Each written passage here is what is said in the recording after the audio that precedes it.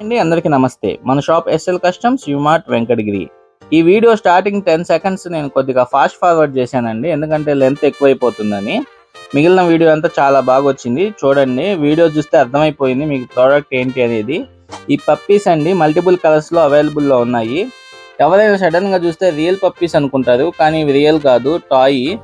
చాలా premium quality ఉంది. వీడియోలో చూపించినట్టే మనకి ఎక్కడ క్వాలిటీ డ్రాప్ అవ్వలేదు. సేమ్ టు సేమ్ మీరు తీసుకున్నా కూడా అదే క్వాలిటీ, అదే లుక్ వస్తుందండి.